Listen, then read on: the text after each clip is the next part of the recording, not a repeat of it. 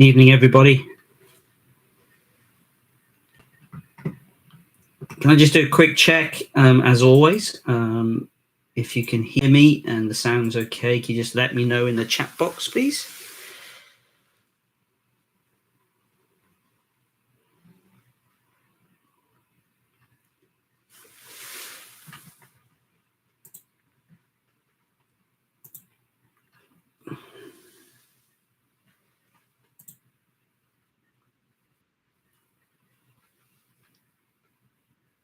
Thanks, Tony. Thanks, Pete. Okay, it's another Friday. Where did the week go? I have no idea, but this week has been full of snow, sun, more rain, sleet, biting winds, and there was me thinking it was going to be spring all of a sudden. And with the river season for us down here in Hampshire just around the corner, my mind has just been turning to my own fly boxes, because it's something I spend an amazing amount of time neglecting. I tie a lot for other people, always forget to tie my own. So during the course of today's or tonight's fly club, I'm going to tackle some nice little dry flies that are definitely going to be in my box for this season. And as always, we're going to try and maximize tying time. It's going to be about an hour tonight.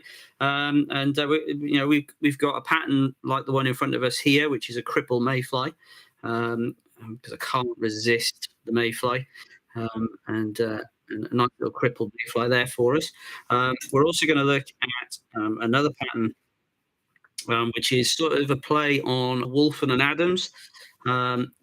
It's just gone out of focus. It's focusing on my zip, and there she is. It's got a CDC split wing, and this beautiful hackling at the front here. And I can see that becoming a real favourite this spring and summer. And we're also going to look at a couple of other patterns. Foam back Dun, CDC Dun, for you. Very simple to tie, very simple pattern, and I can see that being a really, really effective fly for us in small sizes. And we're also going to look at, let me just have a look at my box. Where did I put it? We're also going to look at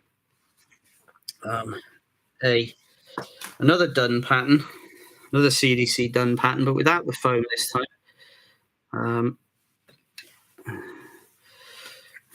It's focusing on my zip, isn't it? Let me get that back into focus. There we go.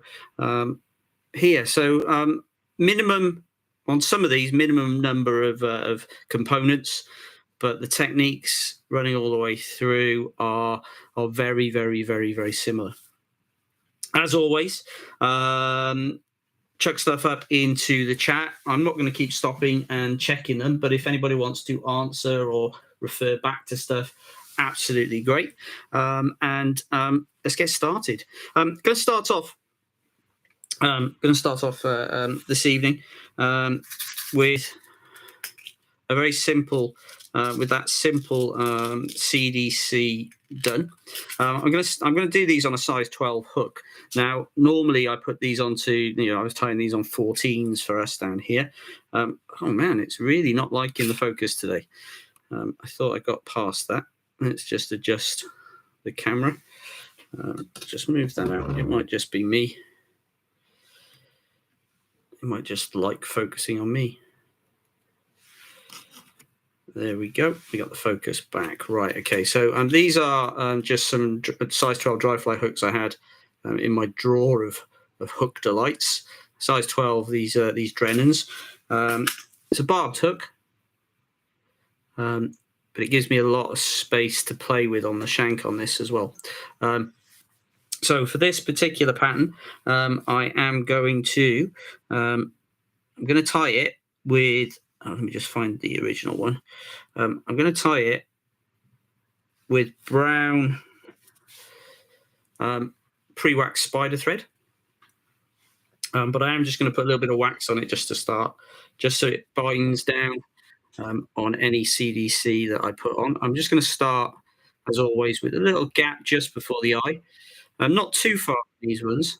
I'm going to bring my tie and thread about halfway, and then back to about 2 to 3 mils away from the eye, and I'm then just going to take off the waste. Now I've got this bulk pack of CDC, and you get lots of little tufty bits in here, and these are great for these sorts of patterns.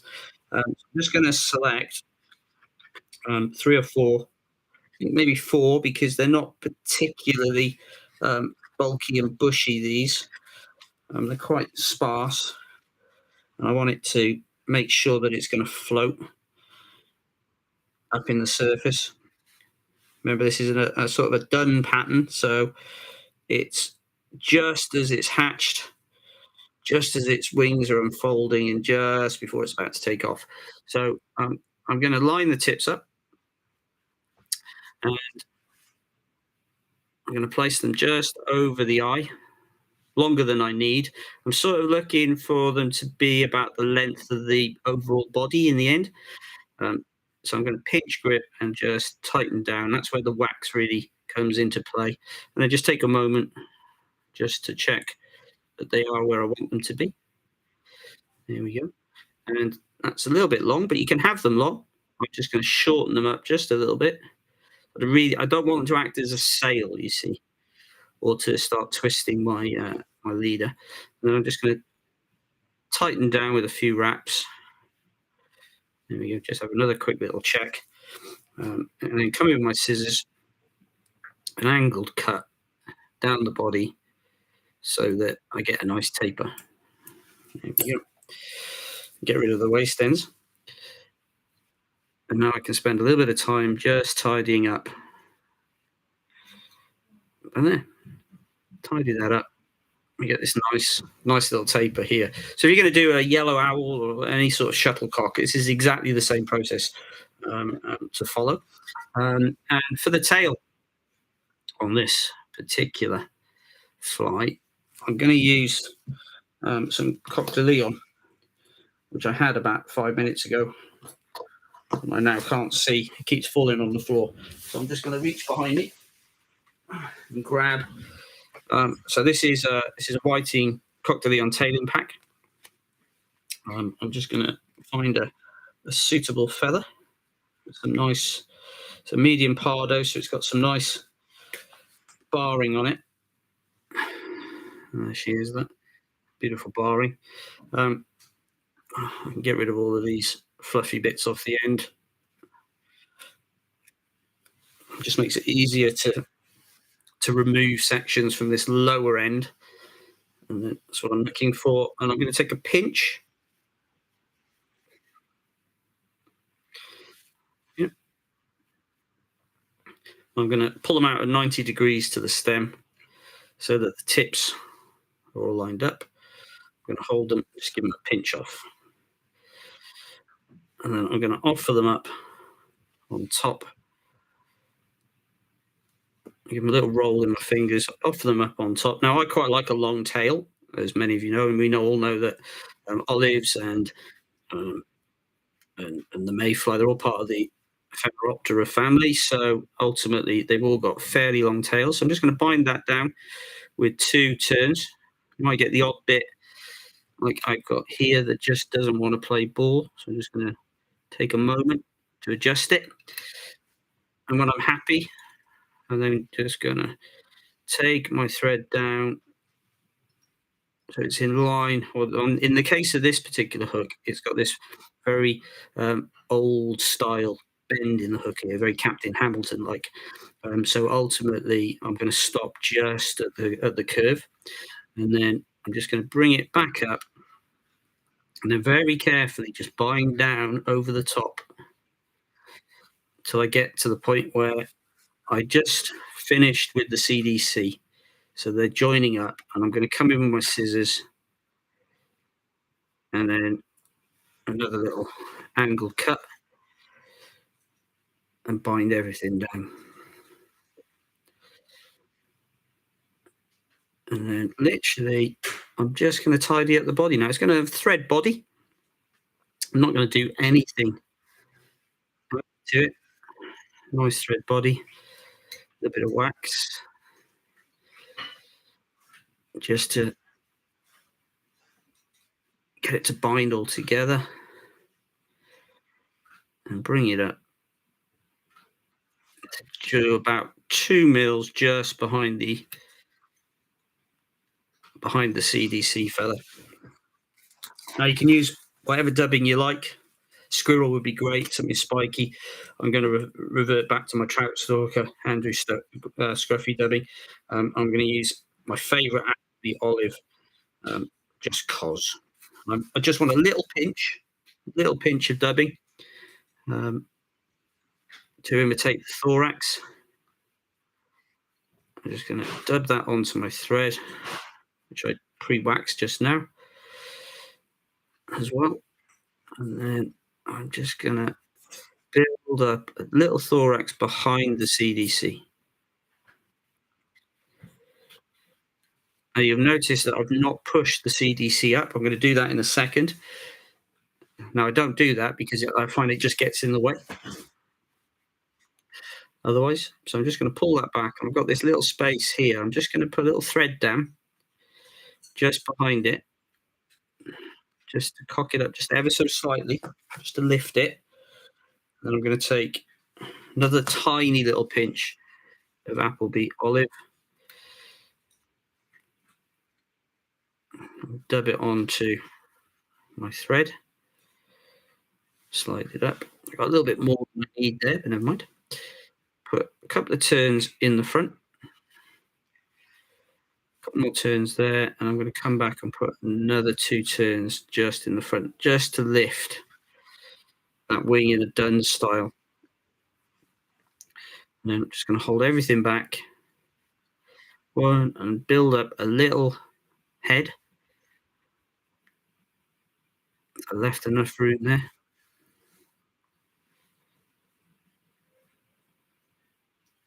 There we go. And then that allows me to just come in with my whip finish tool. 1, 2, 3. And there we go.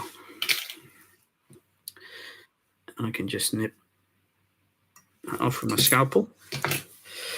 Now, I am going to come in with a little bit of cilia varnish here, using a needle.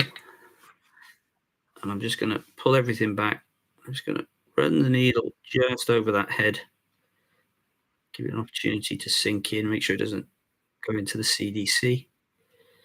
There we go. And there's our first fly of the evening.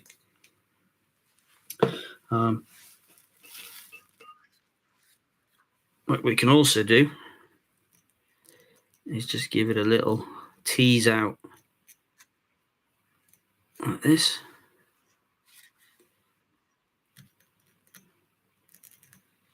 There we go. Little tease. Just draw everything back. And there we have it. Very simple thread done. Brown done there. And very simple pattern to tie. Lots of different colours, variations to it. You could tie it spent. You could tie it as a cripple. And it's definitely one that's that is in our box. And we've got it in lots of different colours in the box. So I hope you enjoyed that one. It's sort of a theme on a lot of the flies tonight, because I was talking to Kieran about olives and how I tend to concentrate on sedge hatches and sedge patterns on our rivers. I really need to have more olivey type patterns. So that's what I'm aiming to do. Now, for the second of our flies tonight, we're going to look at this foam done. So it's exactly the same process, but we've got a foam back to it. And it's a very, very fine foam. So I'm going to use exactly the same hook and try to do everything on a size 12 tonight for visualization. There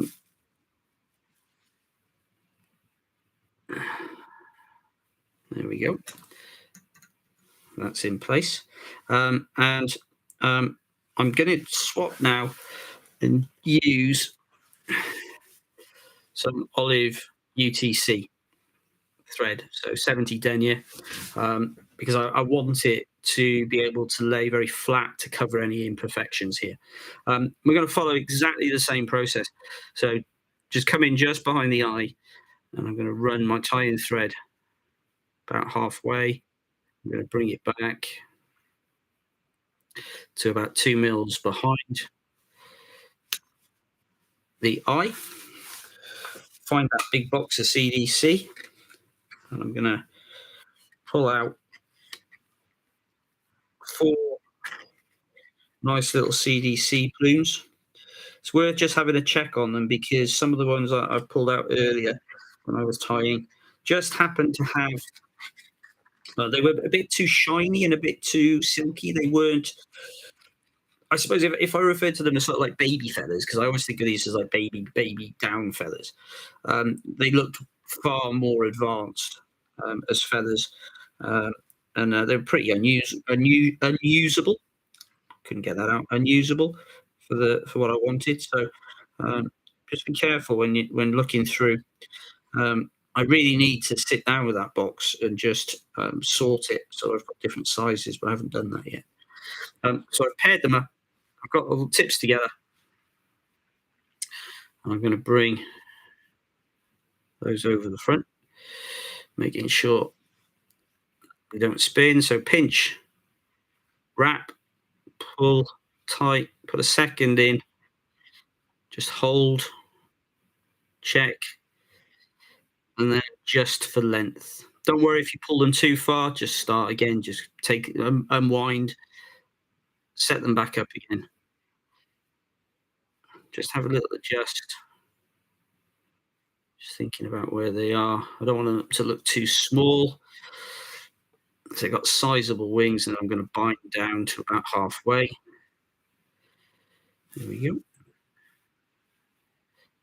I'm going to come in, angle cut. The great thing about UTC thread is that it's great for just sorting out steps, and you can spin it so that it gets tightly wound, so that so if you go clockwise, it gets all tightly wound into a rope, so you can quickly fill any gaps. And then when you want to soften it up anti-clockwise, spreads it out, gives you an opportunity for structural.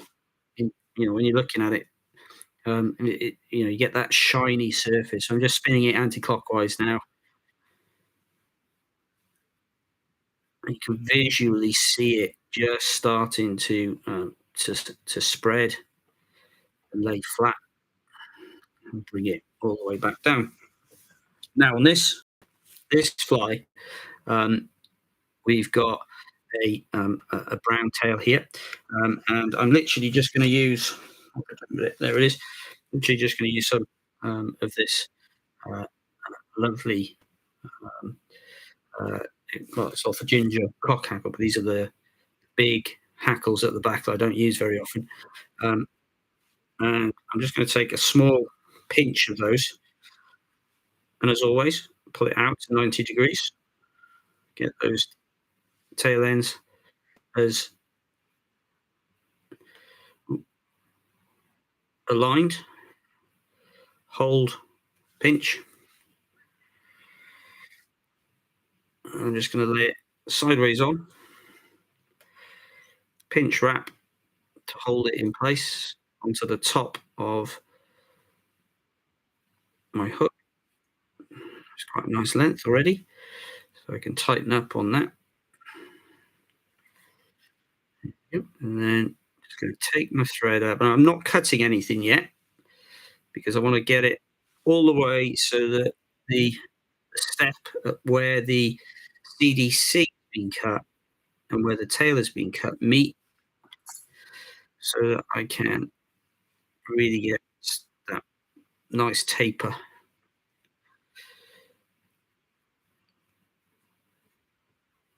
There we go. Take it all the way back to about 2 mils before the CDC.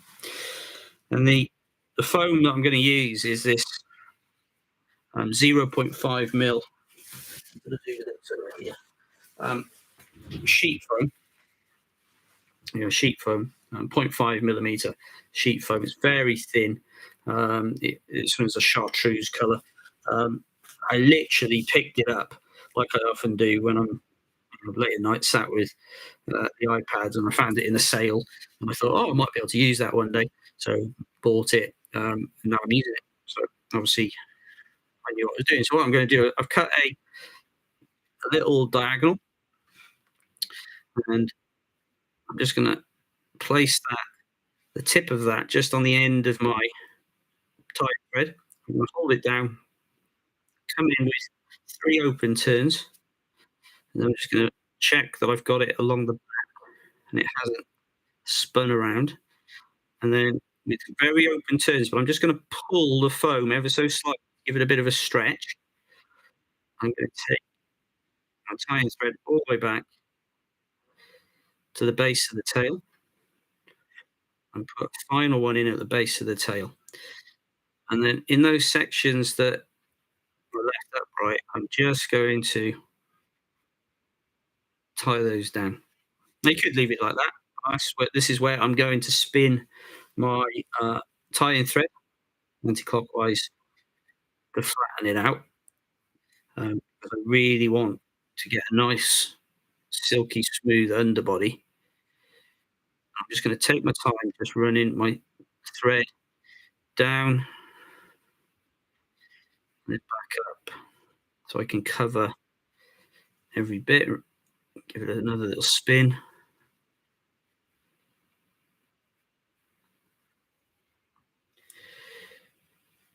And then back down again. Just taking my time to cover any bits of foam that I can see. Give it a check on the sides. And then I'm going to stop at the base of the tail. Now I'm going to fold my foam strip across the back. And I'm going to use my tying thread to rib. But what I'm going to do is I'm going to bring my tying thread across and just hold it down. Let gravity do its job. Hold it down, just check.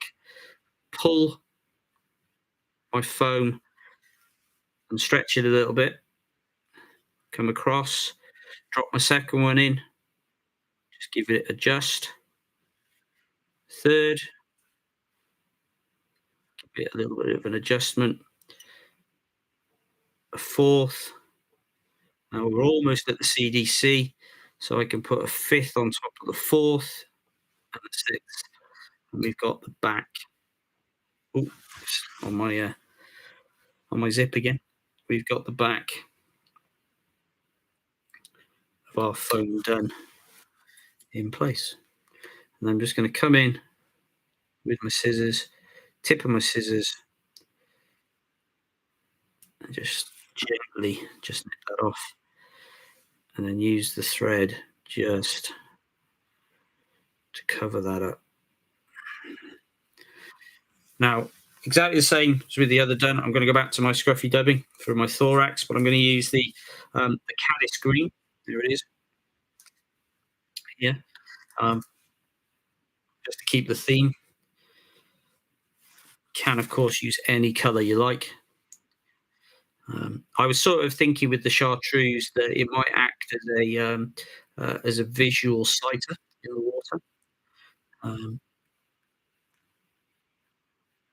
But I've also tied it with red and black, so for hawthorn flies, grey, tan, all sorts of colours.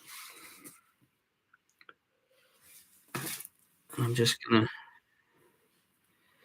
dub these on. You can put a squirrel collar in again. Do like a bit of fox squirrel. Nice, spiky. There we go.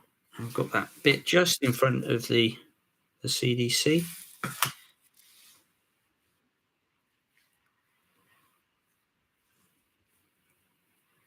In we go.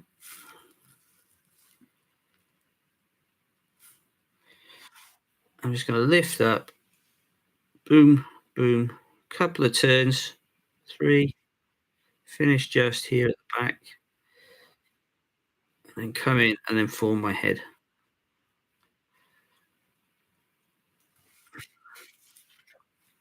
And that just pushes up the CDC into that emerging wing of the Dun.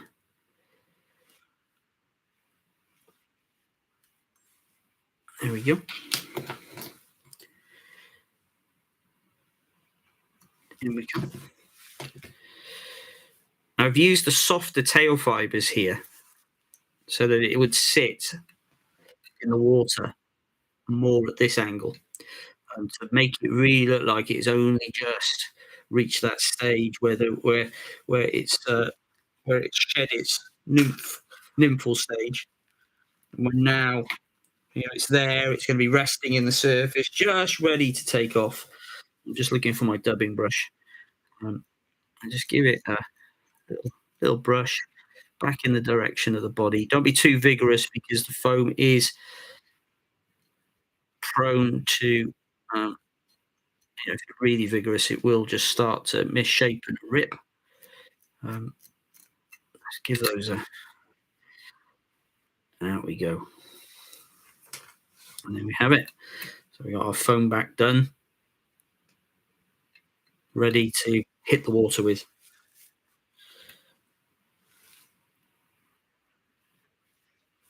Okay. Now I hope you like those two. We're very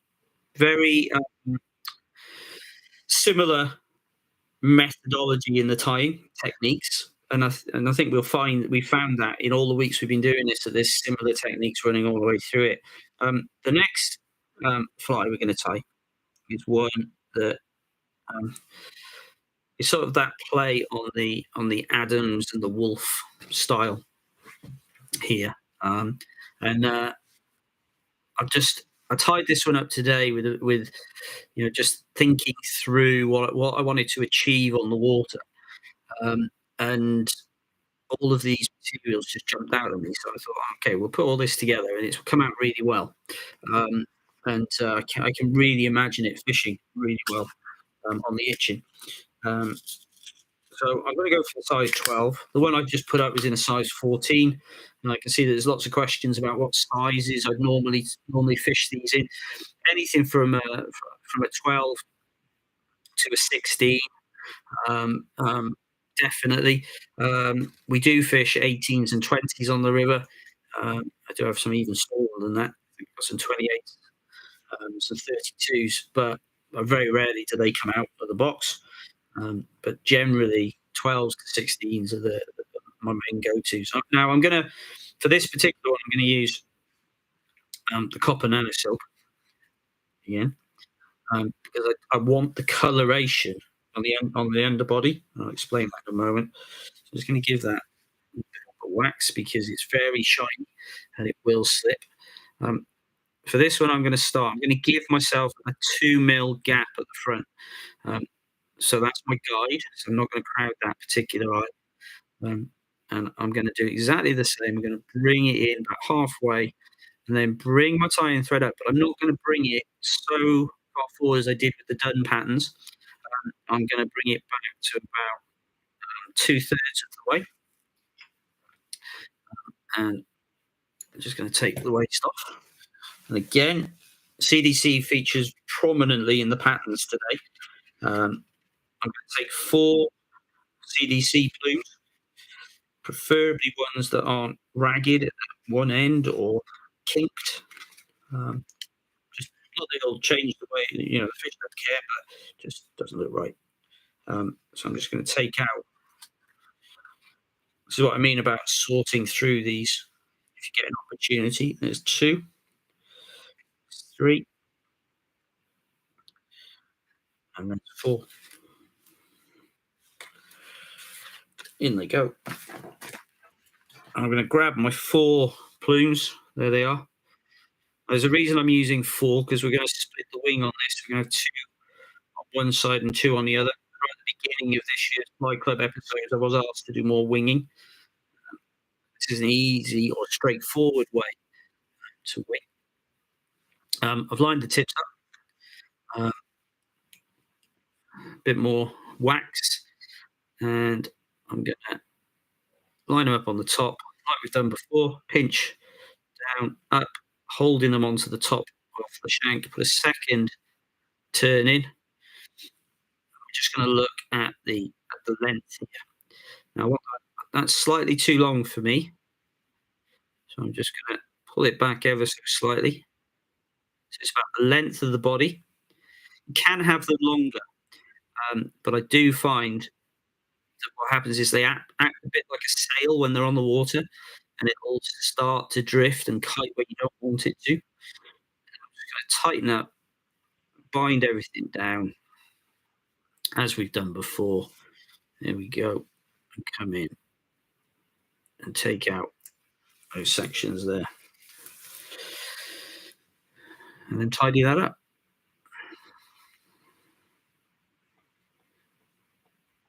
And take that down, back up again. Now, because this is nano silk, it's going to take quite a lot to get rid of any steps. But we're going to sort that out in a minute. I'm going to come back to my Coq de Leon for the tail. Nice stiff tail for this. Now, the inspiration for this was really I do like an Adams. I love the wolf patterns, and I love the play on the grizzle and the brown or ginger hackles that are on an Adams. So I just wanted to incorporate that. So I've got a nice little selection of cocktail. I'll place it up just on the side at an angle. Just bring my tying thread down onto the flat area. Cross. It'll come onto the top. Hold it down. Now that's a little bit long, even for me. So I'm just gonna adjust that. It's about the length of the body, a little bit long, just a mil longer. And then I'm gonna bind that down. And then I'm gonna lift the tail. I'm just gonna take my tying thread underneath it.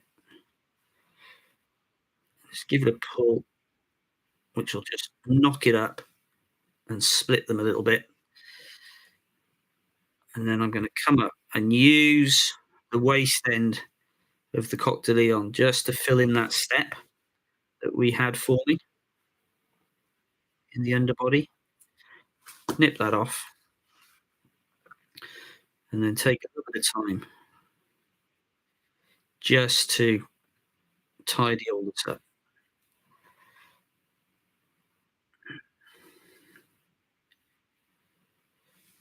Anti-clockwise spin. Good thing about nano silk is it will lie flat. It gives you a great opportunity to just fill in a lot of space with a minimum number of wraps.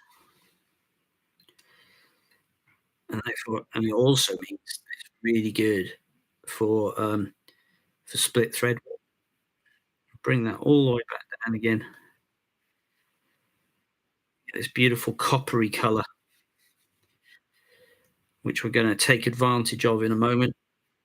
Spin it anti-clockwise. Back up we go. I'm just going to finish there. Now, for the body here, I suppose traditionally we might put a stripped quill, a peacock quill on here. But I've got loads. I don't know about you. I've got loads of peacock like this, and I just want to use it a bit more because it's a beautifully iridescent material. It's not robust, but I'll live with that. And if it comes off, it comes off, and I've still got that beautiful underbody. I had this pack of magenta coloured. I think I got it in a second-hand job lot. I've always wondered what I might use it for, and I have been using it on some of my saltwater patterns, and I might use it on like salmon flies, like on a cascade and things like that.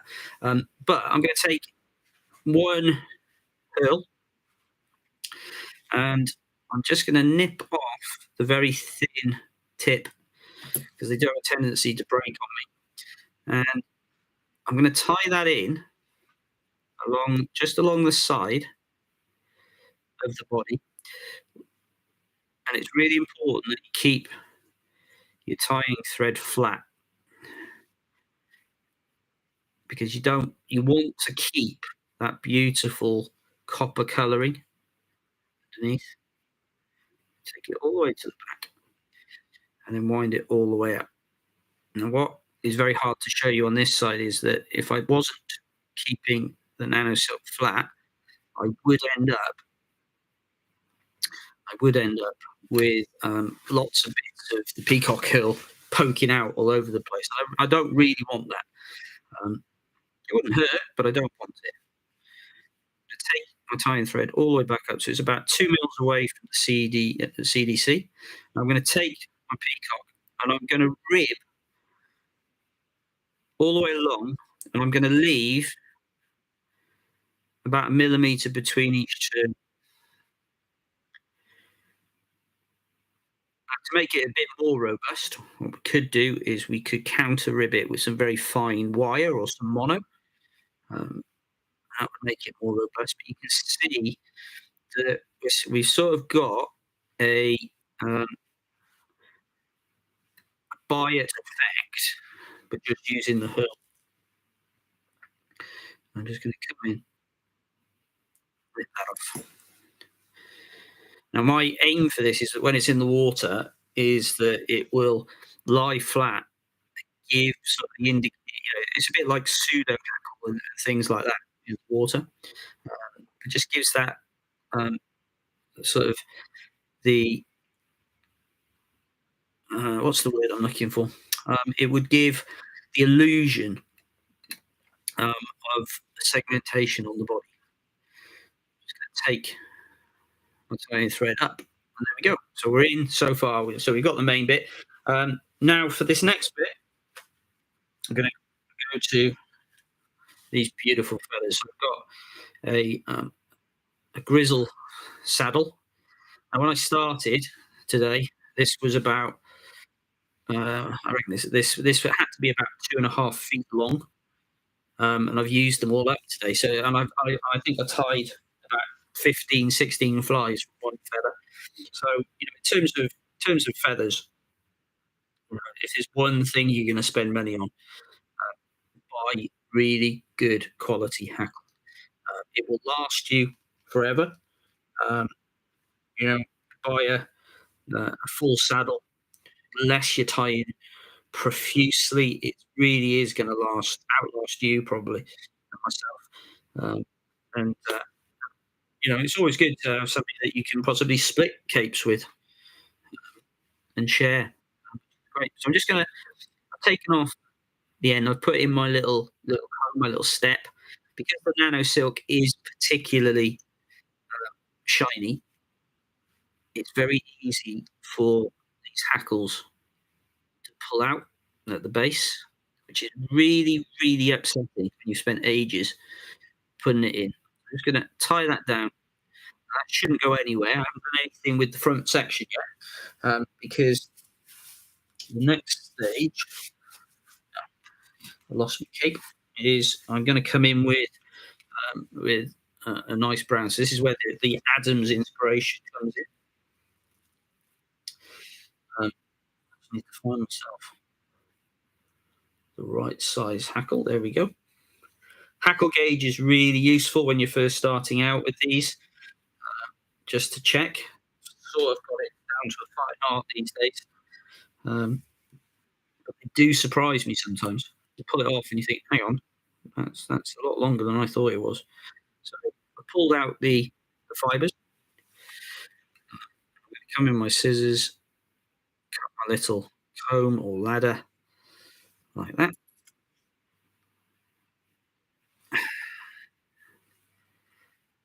Place that in and just tie that in just behind the cotyledon. Then I'm just going to lift all of the cotyledon up, and then I'm just going to tie it down, tie those steps down at the front as well. Because I've left that space, I've got the tips here. They're slightly longer than the hook, or at least one of them is. I'm just come in with the tip of my scissors, just nip those off. and then bind everything down just in the front. Now, I said we were going to split these wings. You don't have to. You can leave it as it is. But we just get in there. We find two on either side, two and two. There we go.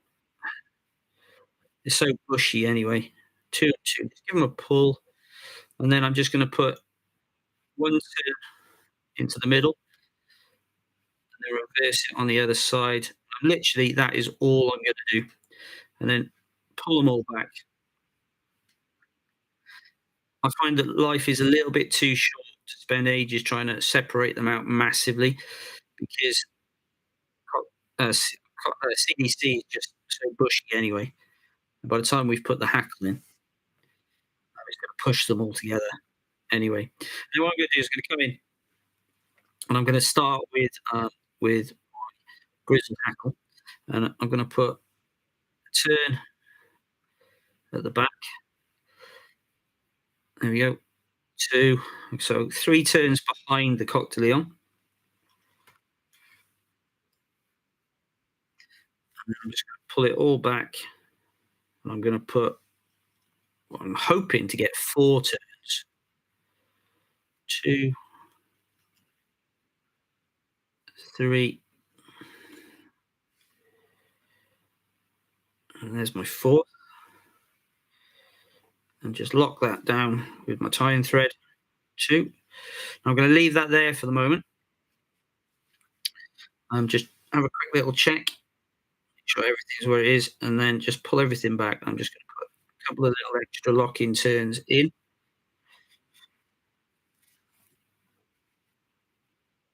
Come in with my scissors, tip my scissors, and nip the tip out. Keep hold of these, a little pot, because if they get really short like that, and if you're not going to use them for hackling, they make great wings on daddies and things like that. And then I'm going to come in with my brown hackle. I'm going to put my turn. But what I'm going to do is I'm going to wiggle it through the grizzle. So I'm going to put two turns, two turns at the back, and then just rely on the wiggle factor. Move that wing so I don't track down lots of the grizzle. Hackle one, two, three, up to the just before the eye. Lock it down. One, two, behind and front.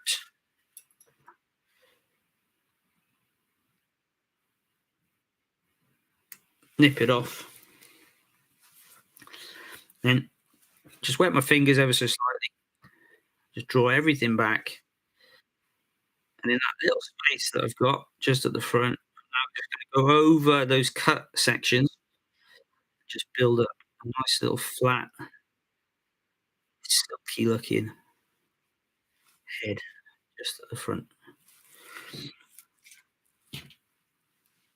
And then come in with my whip finished tool.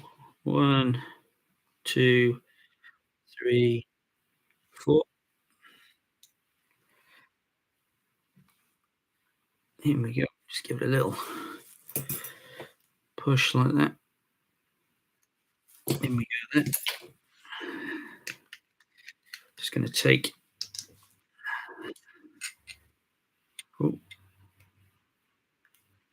my cilia varnish, get rid of some of the waste that's dried on the, dip it in, draw it back. If you've got a hackle guard, you could use that, really useful. Just put a thin layer of head cement on, just to secure that nano silk. And there we have it. And when you're on the water's edge, so you can see where we've got the split wings here. When you're on the water's edge, you can trim down this underside here so it'll sit lower in the water. If you've got a cauterizing tool, you could just burn them ever so slightly. If you're going to burn them, don't burn them this way. They'll go up in flames, turn it upside down, just singe the bottom section. The cauterizing tool will just take those off. and that's going to be pretty unsinkable, I think, for a while at least, until we've caught a couple of fish. But you can just make out the bronze copper at the body just underneath there. Uh, and I think gives a really nice effect. You don't have to use magenta coloured peacock herl. It just so happened to be what I had in front of me. Um, Tony, the wing, CDC is the wing on this. I might say coq de Leon, just basically because it's Friday night and I'm a bit tired. Yeah, CDC. You could use squirrel, you could use calf tail, you could use snowshoe rabbit, um, all sorts of different materials could be used.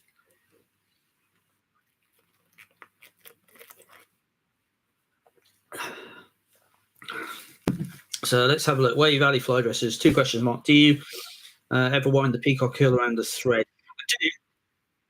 I do. So this was quite fine today, but yes, you could do that. You could wind it around the thread. The thing with nano silk is it will cut through materials as well. So I try not to do it with the nano silk. And you could use a Cree instead of the 2 hackles. Yes, absolutely. Use whatever you got. But I was really going for that sort of double up of the flotation ability of the Adams for it. Okay. But yeah, great ideas there.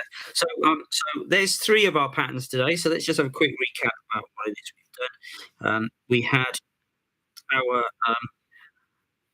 there she is. We've got our thread done. We've got our Adams style variant here. We'll call it that. And then we've got our foam back done, which are the 3 that we've had in play today. So our final pattern for today, guys, is going to be this crippled mayfly. There she is. Crippled mayfly, and it's a beautiful pattern.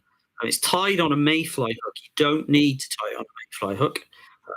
You could tie it. Let me just find one of the ones I tied earlier in my little pile of flies.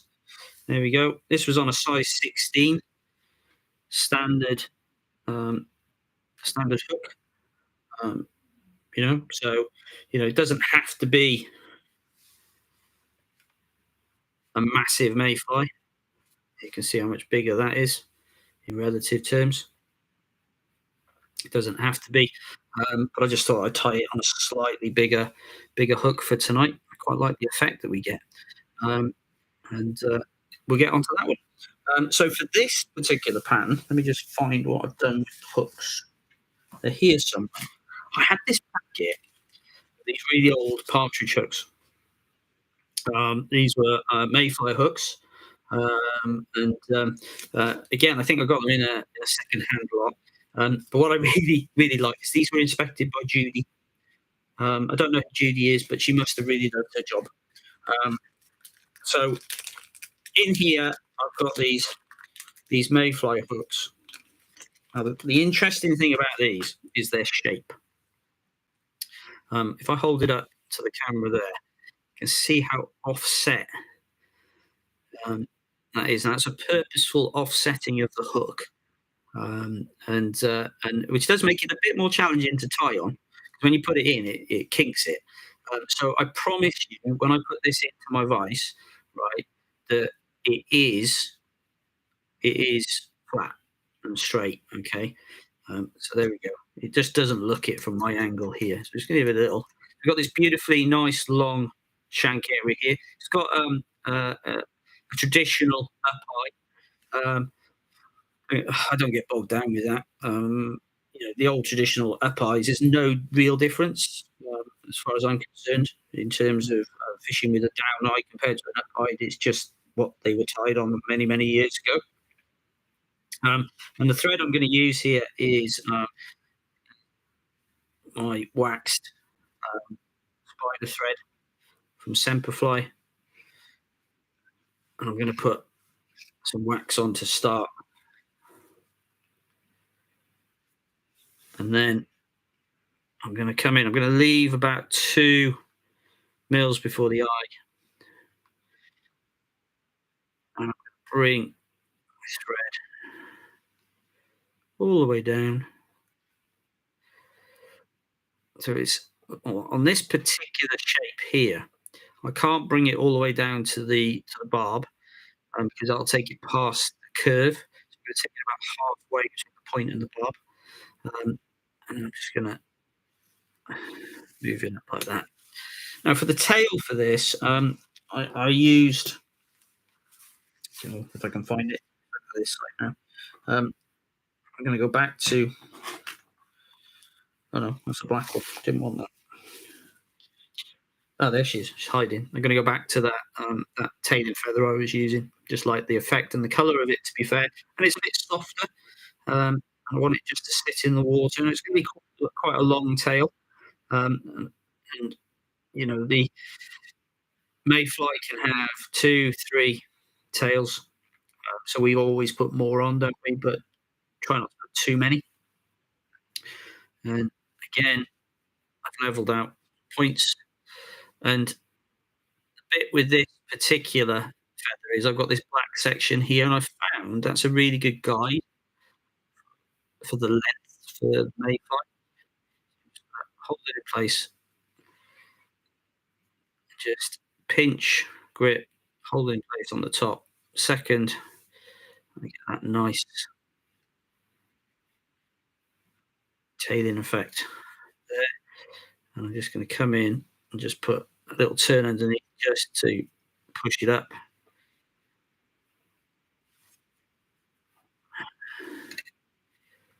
And I'm just going to knock those out. Just tidy that up. And as always, it's worth minimizing thread wraps, but putting enough in so you tidy everything up. Now, the first half of the body on this is is turkey. This is a turkey wing feather. I've got these beautiful biots here. This is its natural colour. I want a really long one for this. They're very wide, which is going to work in our favour. Uh, but because they're big and because they're long, they're very challenging to work with on smaller sizes. But persevere with them. You can also trim them down halfway. So I'll show you now. So you can see we've got this section here, got this darker barred section across the bottom, this straight edge. We got this bit here. Now you could, if you wanted to on smaller patterns, just cut away the scalpel, just the translucent edge, just by there. Now, I'm not going to do that.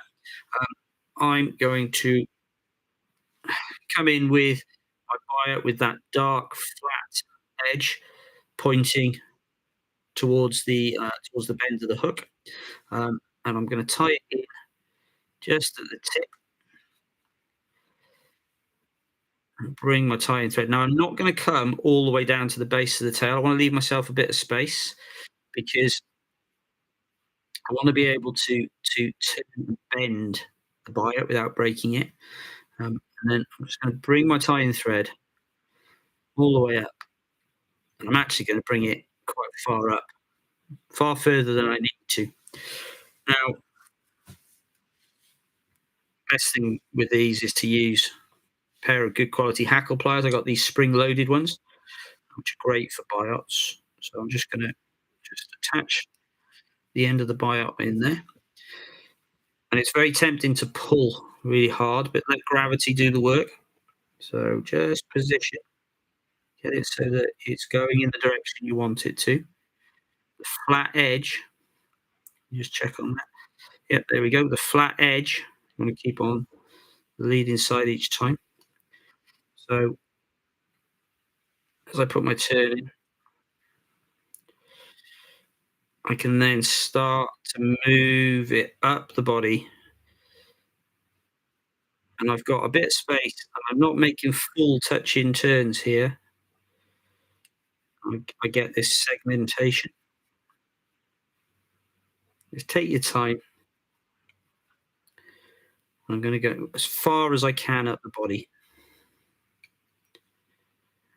Up we go. Up we go. Until I can't go any further. Use up as much of that biote as possible, and then I'm just gonna trap it down. There we go. Trap it down. And just nip that off. And I'm just gonna tidy that up and tighten it all down.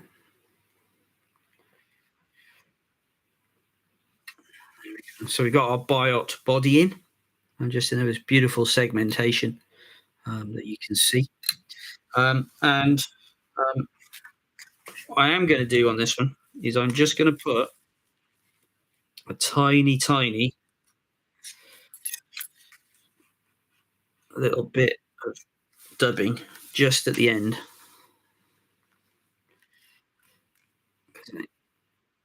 Just want to give it that little bit of an extra kick with legs, and not much, just a little bit. There we go. That's all I want to do. Just a little bit in there, and then bring that forward. Now for the crippled wing, I'm going to use some brown, dyed brown deer, nature's spirit. It's a can't remember if this was a spinning deer patch, but I like it because it's got very fine, very, very, very long um, hairs, and I'm going to take a pinch of hair. Always cut off more than you need. I'm going to trim it really down close to the skin.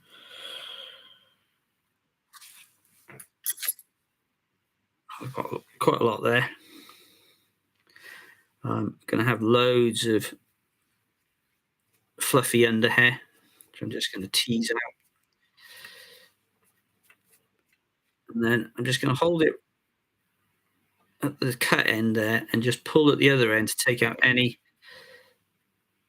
of those hairs that are too short. And then I'm going to reverse that and do it at the tip end here and just pull out these really short hairs that are just going to be all over the place. They're going to be a nightmare to work with. And that's even before we've stacked anything.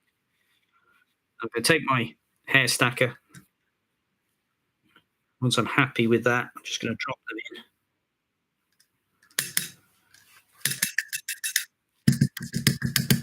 Give it a tap.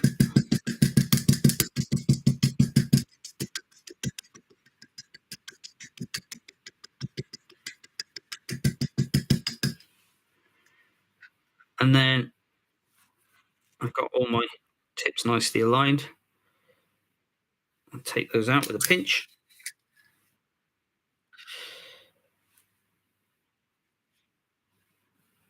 Reverse them. And take my tying thread right up to just where I started, right at the beginning. And I'm going to offer these up just on the top of the shank. Really quite long. This is a crippled mayfly. It's one that hasn't gone through that hatch process properly. It's going to be stuck in the surface film. Trout are going to be zoning in on them. Pinch down. Now you are going to get it. It's going to spin ever so slightly. So if it does, go back in. I'm just going to wax my thread. I wasn't happy with that. Now, often, if it does spin all the time, it means that you've got too much hair. So reduce the bulk down. Might have to do that in a second. Down, up. Very soft wraps. Down, up.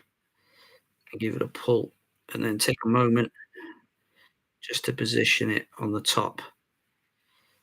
You've got this nice bunch of deer there at the front. So pull it down, and then I can tighten up the wraps, go backwards to where I put in that little stop of dubbing. that will also do is it will just push up these back sections here, which we're going to trim off in a bit. It looks a bit unsightly at the moment, but we are going to trim those off. And then I'm going to come in and see. I can't now, dropped it. See if I can find that brown gingery feather I was using on the last pattern. And for the life of me, I now can't find it. So I'm going to have to go back in. And I like a bar ginger on this, but I couldn't find my bar ginger cake. It doesn't bode well because I reckon one of the cats is on it. Or it's been misfiled in my filing system. And like we've done before, I'm just going to pull out the sections 90 degrees, and then I'm just going to trim those down. There we go. Angle it across, catch in my thread so that I'm catching it between those trimmed sections, so that this will now not pull unless I give it a real bit of welly. I'm going to take a loose bit of the wing there, take it back up to the front there. And I'm going to come in and just nip off the tip of that and then bind that down. And there we have it. I'm going to take my hackle and wind away. 1. I'm going to fill this gap. 2,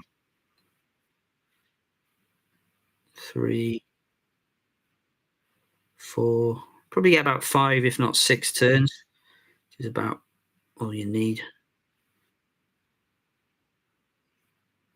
And then wiggle your tying thread to trap down the tip of the hackle. Come in just behind it. Just come in with my scissors, trim it down, and then I'm just going to draw everything back.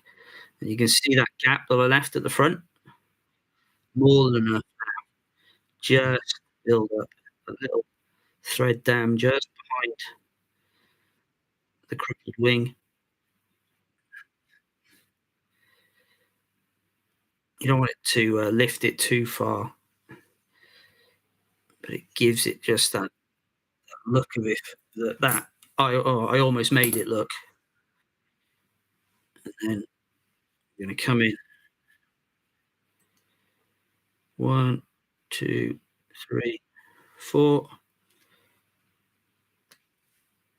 There we go.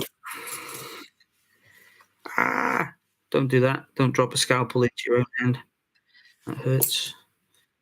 Just nip that off. And what I'm going to do here is I'm now going to lift these back sections, making sure I don't cut any of the hackle I've put in, and get as much of it as I can. And then I'm going to come in, and you can just trim those. And what if you miss a few like I did then? Just going to trim those so they're just sticking out the back like that. Here we go. And we've got our crippled mayfly. You come in with my varnish, draw everything back, trying not to get it in the eye, just running it over the front section like that. There we have it. So we've got 4 patterns that we've tied tonight for the dry box, and I can envisage you know, they're all plays on very, very, very successful flies that are already out there. Just my little takes on the materials that I've got. You can substitute lots of stuff into it. You know, for this particular one, you know, if you haven't got any deer, you could use a squirrel, snowshoe, got squirrel tail, snowshoe hair. If you've got some of that, um, um, uh, you could use all sorts of stuff. You could use a phone post if you wanted to. It's absolutely fine. With the with our CDC phone back done, there she is. I used the green because that's what I had, but you could use lots of other different colours, tie them up in different colours. They'll float forever. CDC thread done as well. Literally one, two, three. What's that? That's four materials in there. Four materials. Great, great pattern. And then the one that I'm really looking forward to fishing with this season, which is my take on the Adams style, wolf style pattern with the CDC split wing, designed to mimic a bit of a sedge, bit of an olive, bit of a mayfly in a bigger size. You got all sorts of options here. Let's face it, those trout, they'll come up and they'll want to eat. Okay, so I hope you enjoyed those today, guys and ladies. And I think we're back. We're going to be back next week, and we're going to take a little bit of a break away for various things. Obviously, fly fishing and the fly club's going on a bit of a road trip. So this coming Monday, we're at Surrey Fly Dressers, led headway, demonstrating. Some of these patterns will probably show up. Demonstrating there with the pop-up store, and then Tuesday I'll be with my guys at Way Valley Fly Dressers because I've actually joined Way Valley Fly Dressers. I'll be there. Bill, I think Bill, correct me if I'm wrong, I think Bill on that day is going to be looking at wally wings and stuff. So I'm really excited about that. And then not this coming weekend, but the weekend afterwards, we're at Duncton Mill Fishery for 2 days with pop-up stores. So pop in and come and see us. And then on April 1st, we're at Brick Farm Lakes. So lots going on, but lots of fly tying. If you've got any patterns that you would like me to tackle, give me plenty of notice. But if you'd like to tackle something in our next show, let me know. Have a good weekend. If you're getting out, stay safe, stay warm. I think it's going to be very chilly. I'm at taxi this weekend, so that's going to be fun. I'm sure I'll be tying up more for my box. So my box at the moment, it's sort of looking like this. I'm going to keep it all blurred because I told Kieran it was a secret box and he won't be allowed to see it. But we're actually building my fly box back up. So thanks a lot, folks, and I'll leave you to a good evening, and I'll see you next week. Bye bye.